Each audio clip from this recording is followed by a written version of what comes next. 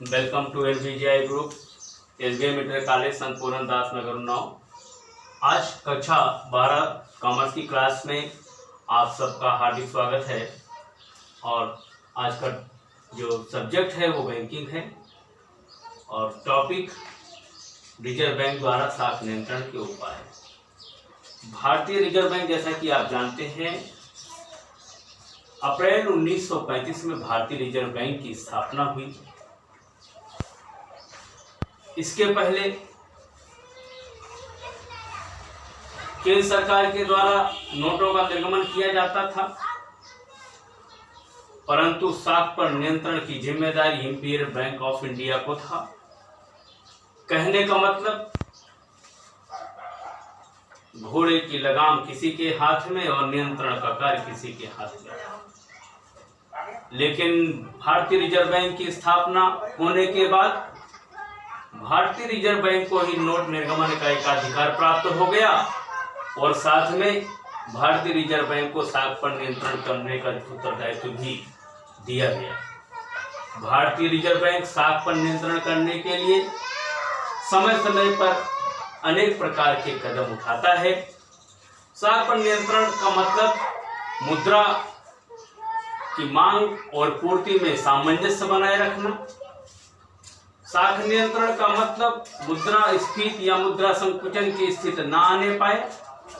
तो साख नियंत्रण की जो दो विधियां हैं, दो प्रकार से रिजर्व बैंक के द्वारा साख नियंत्रण का कार्य किया जाता है। पहला परिणात्मक विधियां हैं और दूसरा है गुणात्मक विधियां। परिणात्मक विधियों के अंतर्गत रिजर्व बैंक द्वारा मुद्रा पर नियंत्रण करके मुद्रा की मात्रा को संकुचित करके साख पर नियंत्रण करने का कार्य किया जाता है, जिसमें पहला बैंक दर में परिवर्तन। रिजर्व बैंक को जब लगता है साख का प्रसार हो रहा है तो रिजर्व बैंक अन्य व्यापारिक बैंकों को दिए जाने वाले ऋणों की जो ब्याज दर है उसको बढ़ा देता है। ब्याज दर जो बढ़ता है उसी को बैंक दर कहते हैं। बैंक दर में वृद्धि करने पर व्यापारिक बैंक और अन्य बैंकिंग संस्थाएं भी ब्याज में वृद्धि कर देती हैं, जिससे लोगों के द्वारा ऋण कम लिया जाता है और साख पर नियंत्रण हो जाता है। खुले बाजार की क्रियाएं। कई बार साख पर नियंत्रण करने के लिए रिजर्व बैंक द्वारा प्रतिभूतियों का क्रय किया जाता है, प्रतिभूतियों को खरीदा जाता है, प्रतिभूतियों को बेचा जाता है। तो प्रतिभूतियों के क्रय विक्रय के माध्यम से भी साख पर नियंत्रण होता है। यदि साख पर नियंत्रण करना होता है, साख को संकुचित करना होता है, तो खुले बाजार की क्रियाओं के माध्यम से रिजर्व बैंक द्वारा बॉन्ड्स और तमाम तरह की सरकारी प्रतिभूतियां विक्रय की जाती हैं। जनता उन्हें खरीदती है और जनता के पास जो मुद्रा होती है वो सरकार के पास, रिजर्व बैंक के पास चली जाती है और साख पर नियंत्रण हो जाता है। इसी प्रकार से नकद कोषानुपात में परिवर्तन होता है। रिजर्व बैंक के पास प्रत्येक बैंक को अपनी जमा का कम से कम 3% भाग सदैव रखना पड़ता है और यह दर रिजर्व बैंक चाहे तो 15% तक बढ़ा सकता है। साख पर नियंत्रण के लिए नकद कोष की मात्रा को भी बढ़ा करके रिजर्व बैंक द्वारा साख पर नियंत्रण किया जाता है। दूसरा होता है तरल कोषानुपात में परिवर्तन। रिजर्व बैंक के आदेशानुसार प्रत्येक बैंक को अपने जमा का एक निश्चित प्रतिशत सदैव अपने पास रखना होता है। साख पर नियंत्रण करने के लिए इस प्रकार के वैधानिक तरल कोषानुपात में परिवर्तन करके उसकी मात्रा को बढ़ा करके साख पर नियंत्रण करने का कार्य किया जाता है। अब बात करते हैं गुणात्मक विधियों की। इसमें चयनात्मक विधियां हैं।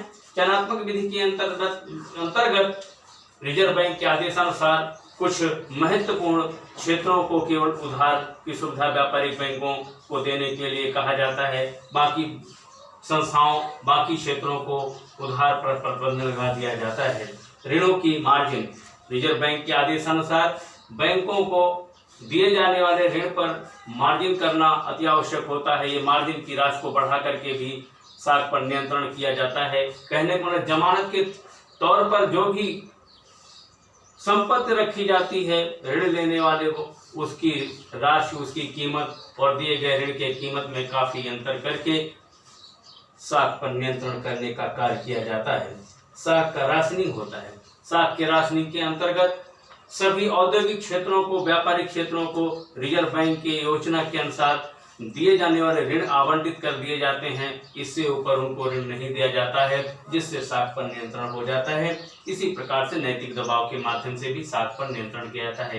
रिजर्व बैंक समय समय पर आग्रह करता है सभी व्यापारिक बैंकों से, बैंकिंग संस्थाओं से कि साख पर नियंत्रण करने के लिए उसकी नीतियों, उसकी बनाई गई निर्धारित नीतियों का पालन किया जाए और उसके हिसाब से उसका सहयोग किया जाए, जिससे कि साख पर नियंत्रण हो। साख पर नियंत्रण हो करके महंगाई पर नियंत्रण होता है। साख पर नियंत्रण करके वस्तुओं के कीमत स्तर को परिवर्तन होने से, उतार चढ़ाव होने से बचाने का कार्य रिजर्व बैंक के द्वारा किया जाता है। तो रिजर्व बैंक द्वारा साख के नियंत्रण को आपको पढ़ना है। यह क्वेश्चन केंद्रीय बैंक द्वारा साख पर नियंत्रण भी हो सकता है। तो केंद्रीय बैंक या रिजर्व बैंक द्वारा साख के नियंत्रण का ये आपने उपाय जाना। Thank you very much.